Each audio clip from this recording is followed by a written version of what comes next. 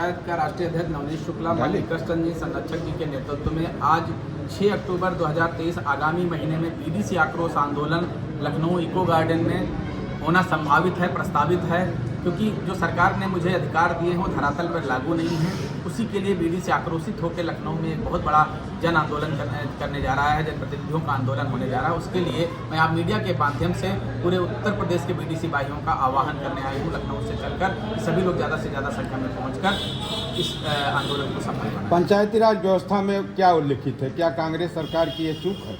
1961 में पंचायती राज व्यवस्था आई, तब से अनियमित चुनाव थे। 73वां संशोधन 1993 में हुआ, प्रधान इम्पावर हो गया, लेकिन 73वां संशोधन पूर्ण रूप से लागू नहीं है। प्रधान क्षेत्र पंचायत स्वाभिमान संघ माननीय कृष्ण सिंह जी के नेतृत्व में यही बात कहता है लगातार 2 सालों से कि 73वां संशोधन पूर्ण रूप से लागू होना चाहिए, हमारे बीडीसी को भी इम्पावरमेंट होना चाहिए। उसकी भी हमारी मांग है कि 20 लाख रुपए निधि हो सालाना, वो भी नाली खलंजा बनाने का अधिकार रखे। और जिस प्रकार हर जनप्रतिनिधि को मानदेय है, जैसे प्रधान को 5,000 मानदेय है, प्रमुख जी को 10,000 मानदेय है, लेकिन हमारे क्षेत्र पंचायत को नहीं है, तो हमारे क्षेत्र पंचायत का भी 7,000 मानदेय होना चाहिए। 73वां संशोधन लागू नहीं है संवैधानिक तौर से, इसलिए मैंने कहा है अब तो इतना कष्ट करो, प्रश्न मेरा स्पष्ट करो संविधान। राज्य सरकार इसमें क्या कर सकती है? राज्य सरकार ने हमें 3 प्रमुख अधिकार देने का काम किया। मीडिया के बंधुओं के माध्यम से बताना चाहता हूं कि 2 वर्ष के संघर्षों के बाद प्रधान क्षेत्र पंचायत स्वाभिमान संघ के माध्यम से बीडीसी 80,000 जो हैं उत्तर प्रदेश में, उनको 3 प्रमुख अधिकार प्राप्त हुए हैं। नरेगा से माननीय पूर्व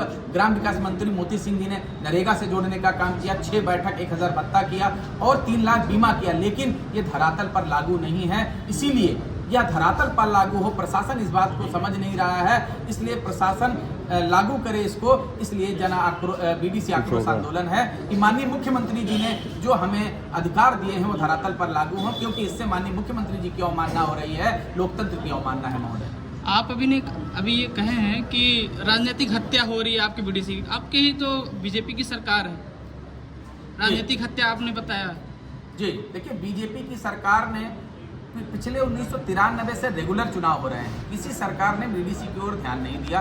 पहली बार उत्तर प्रदेश के यशस्वी मुख्यमंत्री योगी आदित्यनाथ जी ने 3 अधिकार दिए हैं। अगर ये अधिकार हमारे बीडीसी को मिल जाए, अब तक राजनीतिक हत्या हो रही थी, लेकिन नरेगा जैसी महत्वाकांक्षा नहीं, अभी आपने कहा कि राजनीतिक हत्या हो रही है, आपकी बीजेपी शासनकाल में भी राजनीतिक हत्या हो रही है, इसका मतलब बीडीसी 6 साल हो गए, 6 साल हो गए तो अभी 2 साल हुए हैं महोदय, हमारे बीडीसी चुने हुए 2 साल हुए, अभी 3 साल बाकी है। मुझे उत्तर प्रदेश सरकार से पूरा विश्वास है कि उन्होंने 3 अधिकार हमको जो जियो पारित किए हैं वो धरातल पर लागू होंगे। हमारा बीडीसी मनरेगा में कार्य कराकर और अपना बीडीसी का 3 लाख बीमा प्राप्त कर जरूर अपने क्षेत्र का विकास कराएं। 2021 में भी पर क्यों नहीं विश्वास कर रहे हैं? आखिर ये तो पंचायती राज एक्ट केंद्र पे व्यवस्था पर है जी, ना?